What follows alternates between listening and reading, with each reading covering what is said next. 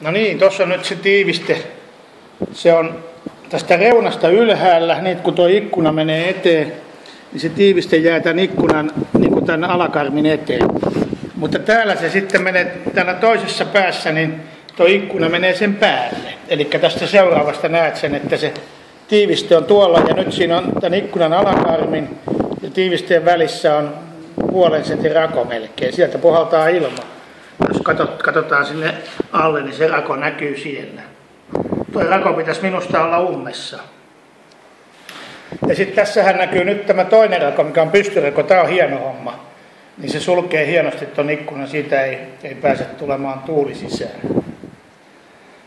Ja nyt jos me katsotaan noin raot, niin tässä on, tällä puolella on minusta kaikissa se rako. Tässä ihan päässä ei ole.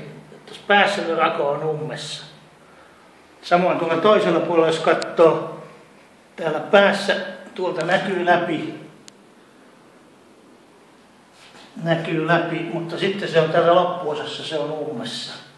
Tuossa on tiiviste vähän jotenkin solmussa. Ja täällä on kanssa tiiviste vähän solmussa. Mutta muuten ihan hyvä. Ja täällä on toinen pää, niin tässä on semmoinen sentin rako lasin ja tämän karmin välissä, mutta se on hyvin tiivistetty, että siinä ei ole ongelmaa. Tosi vähän töhöllinen, likainen. Sammutan.